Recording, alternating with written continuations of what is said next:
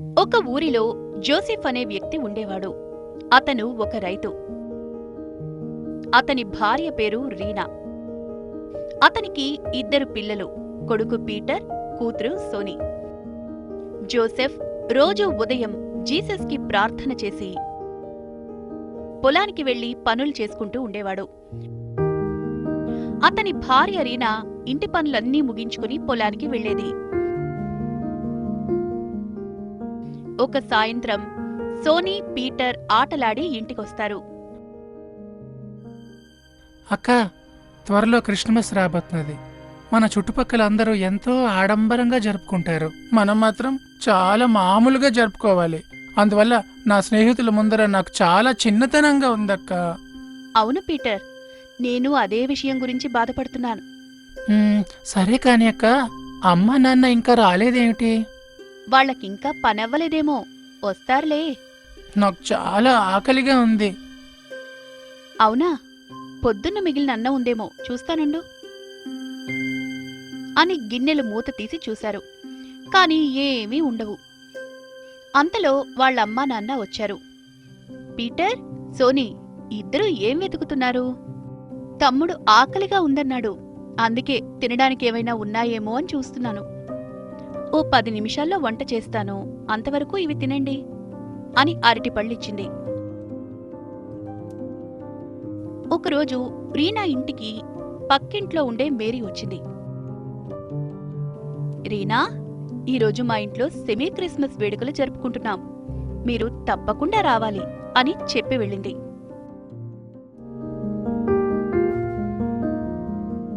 Sony, నాకు రావడానికి వీలు పడదు, నువ్వు తమ్ముడు వెళ్ళిరండి అని అంది. కాని అమ్మా, నాకు వేసుకోవడానికి మంచి బట్టల్లేవు, ఈ పాత వాటిని వేసుకుని ఎలా వెళ్లేది?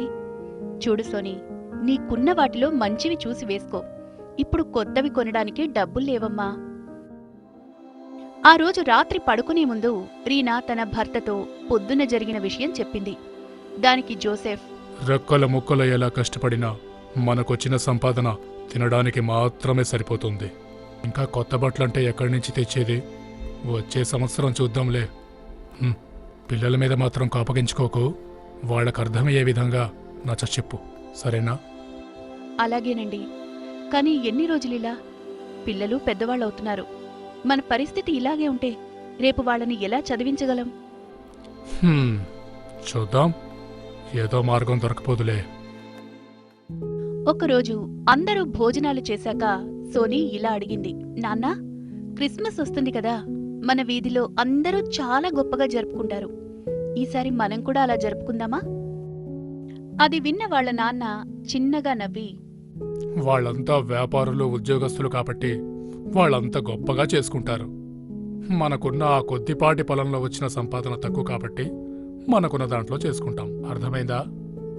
ఆ మాటకి సోనీకి కోపం వచ్చి కోపంగా అరుస్తూ, నువ్వెప్పుడు ఇంతే నాన్నా, ఎప్పుడు ఏదో ఒక కారణం చెప్తుంటావు. ఆ పొలం వల్ల మనకేం లాభం వస్తుంది? దాన్ని నమ్మేసి ఏదైనా వ్యాపారం చేయొచ్చు కదా, అప్పుడు మనం కూడా వాళ్ళలా గొప్పవాళ్లమవుతాం. అలా నువ్వు చెయ్యవు అని ఏడుస్తూ లోపలికి వెళ్లి ఏడ్చి ఏడ్చి నిద్రపోయింది. అలా నిద్రలో ఆమెకి ఒక కలొచ్చింది. ఆమె మాట విని వాళ్ల నాన్న పొలం అమ్మడానికి వెళ్తుండగా యాక్సిడెంట్ అయి చనిపోయాడు. దాంతో ఒక్కసారిగా ఉలిక్కిపడి మెలకు వచ్చి పరిగెత్తుకుంటూ వాళ్ల నాన్న దగ్గరికి వెళ్లి హత్తుకుని ఏడుస్తూ, నన్ను క్షమించు నాన్నా, కోపంలో నోటికొచ్చినట్లు తిట్టేశాను. పర్వాలేదులే అమ్మా, నువ్వేం కావాలని అనలేదుగా. ఏడవకు తల్లి, జరిగిందంతా మర్చిపోయి హాయిగా వెళ్ళి పడుకో అనన్నాడు. మరుసటి రోజు ఉదయం సోనీ ఆ కల గురించి ఆలోచిస్తూ దిగులుగా ఒక చెట్టు కింద కూర్చునుంది. అటుగా వెళ్తున్న ఒక తాత సోనీ వద్దకొచ్చి ఇలా అన్నాడు. ఏమైంది తల్లి, ఎందుకంత విచారంగా ఉన్నావు? సోనీ ఆ తాతకి జరిగిందంతా చెప్పింది. నువ్వు ఆ కళ గురించి దిగులు చెందకు తల్లి. ఇదిగో, నువ్వు ఈ శాంతాక్లాస్ బొమ్మను తీసుకో. శాంతాక్లాస్ బొమ్మని చూడగానే సోనీ చాలా సంతోషించింది. దీనిని నీ వద్దుంచుకో, అంతా మంచే జరుగుతుంది అని చెప్పి అక్కడ్నించి వెళ్ళిపోయాడు. సోనీ శాంతాక్లాజ్ను ఇంటికి తీసుకుని వెళ్లి జీసస్కి ప్రార్థన చేస్తుంది. జీసస్, నాకొచ్చిన కల నిజమవ్వకూడదు. మాకున్నంతలోనే నీ క్రిస్మస్ వేడుకల్ని జరుపుకుంటాం అని ఏడుస్తూ ప్రార్థించింది. మరుసటి రోజు ఉదయం లేచి చూడగా తన పక్కనున్న శాంతాక్లాస్ చేతిలో ఒక బంగారు నాణెం ఉంది. అది చూసి ఆశ్చర్యపోయింది. శాంతాక్లాస్ చేతిలో ఉన్న బంగారు నాణాన్ని తను తీయగా వెంటనే మరో నాణెం వచ్చింది. అలా ప్రతిరోజు శాంతాక్లాస్ చేతి నుండి 2 బంగారు నాణాలు వచ్చేవి. ఆ రోజు నుంచి వాళ్లు పేదవాళ్లకి, బిచ్చగాళ్లకి సహాయం చేస్తూ క్రిస్మస్ వేడుకని చాలా ఘనంగా జరుపుకోసాగారు. హే, నాకు క్రిస్మస్ గిఫ్ట్స్ వచ్చాయి. వావ్, గిఫ్ట్సా? ఎవరిచ్చారు నీకు? ఇవా నాకు శాంటా క్లాజ్ ఇచ్చాడు. భలే ఉన్నాయి. ఇంతకీ శాంటా ఎవరు? మరి శాంటా నాకు కూడా గిఫ్ట్స్ ఇస్తాడా? శాంటా ఎవరో నాకు తెలీదు, కానీ మనందరికీ తప్పకుండా గిఫ్ట్ ఇస్తాడంట. పదండి, శాంటా ఎవరో మధు అక్కని అడుగుదాం. ఓ తప్పకుండా రండి పిల్లలు, మీ అందరికీ శాంతాక్లాజ్ గా మనం అంతా పిలుచుకునే సెయింట్ నికోలస్ గురించి చెప్తాను. ఒకానొక ఊరిలో ఆల్బర్ట్ అనే ఒక ధనవంతుడు ఉండేవాడు. దురదృష్టవశాత్తు డబ్బంతా పోగొట్టుకుని పేదవాడిగా మారిపోయాడు. ఇలాంటి పరిస్థితుల్లో కట్నమిచ్చి తన కూతుళ్ళకి పెళ్లిళ్లు ఎలా చేయాలా అని ఆలోచిస్తూ ఉంటాడు. ఇదంతా చూస్తున్న నికోలస్ చాలా బాధపడతాడు. ఎలాగైనా ఆల్బర్ట్కి సహాయం చేయాలని అనుకుంటాడు. అదే రోజు రాత్రి నికోలస్ బంగారం తీసుకుని ఆల్బర్ట్ ఇంటికి వెళ్తాడు. ఏంటి నానా అలా దిగులుగా ఉన్నావు? అవునమ్మా, నా దిగులంతా నీ పెళ్లి కోసమే. బాధపడకండి నానా, ఆ దేవుడే మనకి సహాయం చేస్తాడు. అదే ఆశతో ఉన్నానమ్మా. సరే, పదండి పడుకుందాం. ఇప్పటికే చాలా ఆలస్యమైంది. నికోలస్ బయటే నిలబడి వాళ్లు నిద్రపోయే వరకు అక్కడే ఉండి గమనిస్తూ అంతా నిద్రపోయాక వెళ్లి ఆ బంగారపు సంచిని కిటికీలోంచి లోపలికి విసిరి ఉదయాన్నే లేచి వాళ్లే చూసుకుంటారులే అని అక్కడి నుంచి వెళ్లిపోతాడు. అనుకున్నట్టుగానే పొద్దుటే లేవగానే ఆల్బర్ట్ ఆ బంగారపు మూటని చూసి పట్టలేని సంతోషంతో ఉక్కిరిబిక్కిరి అయిపోతాడు. ఇంత బంగారాన్ని ఎవరు పంపించి ఉంటారు? నాకు ఆ కిటికీ పక్కన దొరికింది నాన్నా. ఓ అవునా, అయితే ఆ దేవుడే మన కోసం ఇది పంపించి ఉంటాడు. నికోలస్ మాత్రం ఇలా ఎవరైతే అవసరంలో ఉంటారో వాళ్ళందరినీ ఆదుకుంటూ అలా సహాయం చేస్తూనే ఉండేవాడు. కొన్నాళ్ల తర్వాత నికోలస్ చనిపోతాడు. నికోలస్ చుట్టూ దేవదూతలు నిలబడి నికోలస్కి స్వర్గానికి ఆహ్వానించడం ప్రజలంతా చూస్తూ ఉంటారు. చనిపోయిన తర్వాత కూడా నికోలస్ అవసరంలో ఉన్నవాళ్ని ఆదుకోవడం ఆపలేదు. సెయింట్ నికోలస్నే మనం ఈరోజు శాంతాక్లాజ్గా పిలుచుకుంటున్నాం. అర్థమైందా పిల్లలు? ఇది శాంతాక్లాజ్ కదా. వావ్, చాలా బాగుందక్క. ఈ స్టోరీని మా ఫ్రెండ్స్ అందరికీ చెప్తాను. Happy Christmas. జీసస్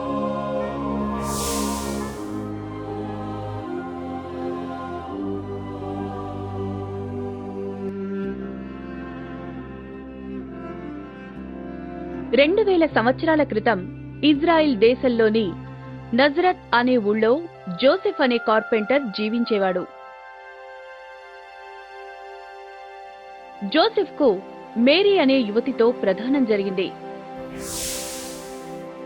ఒకరోజు మేరీకి ఓ దేవదూత ప్రత్యక్షమై ఆమెకు ఓ దైవాంశగల బాలుడు జన్మిస్తాడని, అతడు ఎంతో గొప్ప వ్యక్తి అవుతాడని, అతడు ఈ ప్రపంచాన్ని మారుస్తాడని చెప్పింది.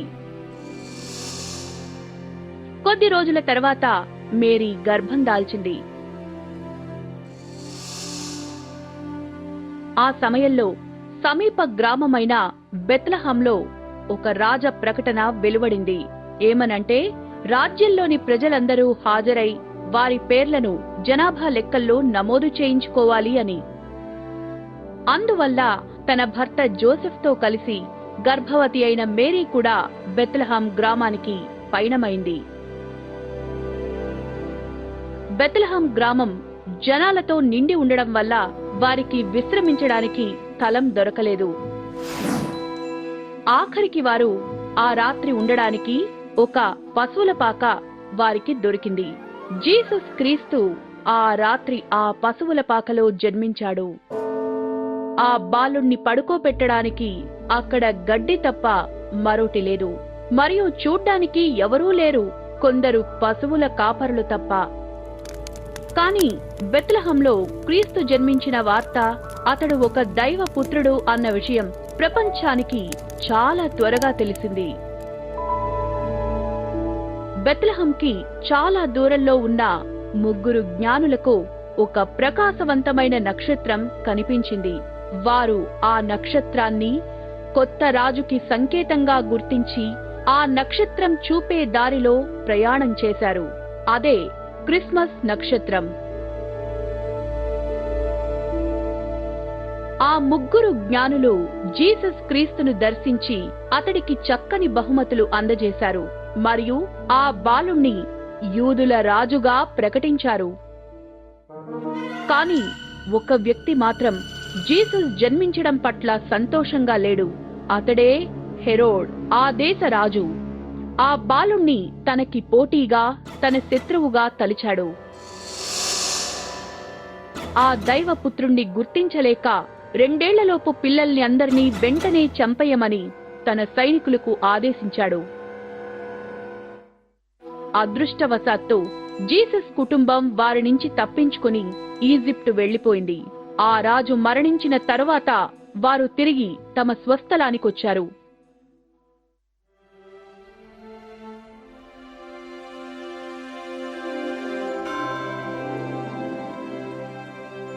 జీసస్ ఎప్పుడూ మిగతా పిల్లల కన్నా ఎంతో ప్రత్యేకంగా ఉండేవాడు.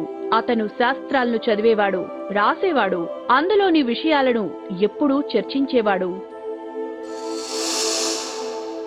జీసస్ బాప్టిజం, కొన్ని రోజుల ఉపవాస దీక్ష తీసుకున్నాక తన ఆలోచనలను బోధించడం ప్రారంభించాడు.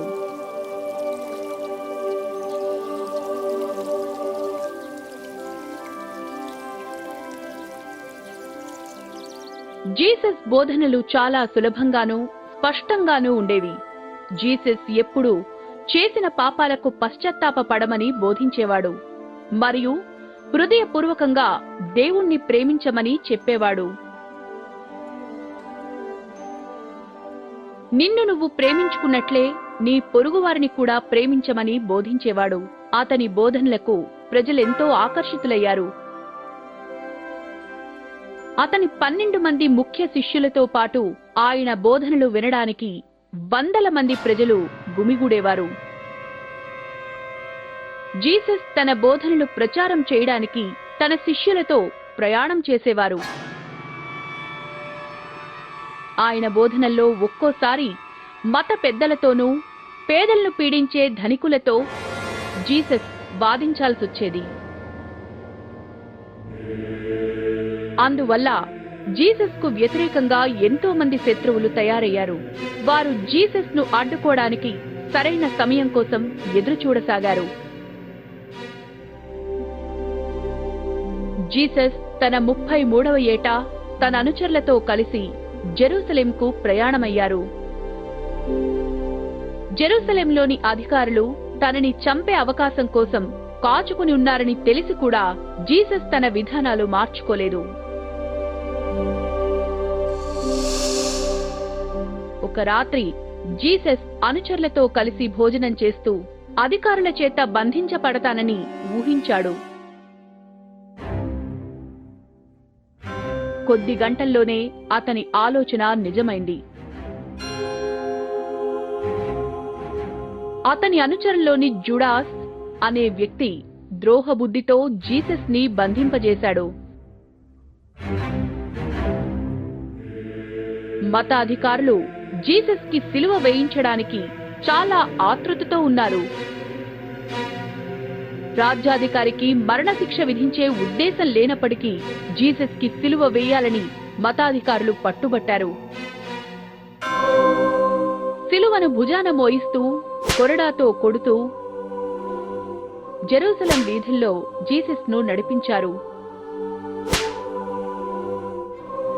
ఊరి చివరకు తీసుకువెళ్లి సిలువపై పడుకోబెట్టారు. అతని చేతులు, కాళ్లలోకి మేకుళ్ళు దించారు. అతని మరణ నిర్ధారణకు బల్లెంతో పొట్టలో పొడిచి చూశారు.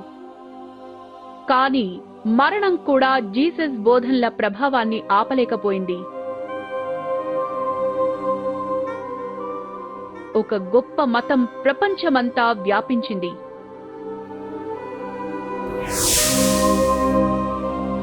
అతని బోధనల్లోని ప్రేమ, శాంతి, పవిత్రతలు అందరి హృదయాల్లో అతడు శాశ్వతంగా నిలిచిపోయేలా చేశాయి. మరి ఇలాంటి మంచి మంచి పద్యాలు, పాటలు, కథలు చూడాలనుందా? ఇంకెందుకు ఆలస్యం? వెంటనే మీ అమ్మా నాన్నలకు చెప్పి మాకు సబ్స్క్రైబ్ చేయించరా? ఈలోగా మేము మీకోసం బోలెడు వీడియోలను తయారు చేసే ప్రయత్నంలో ఉంటాం. అంతవరకు సెలవా మరి. టాటా.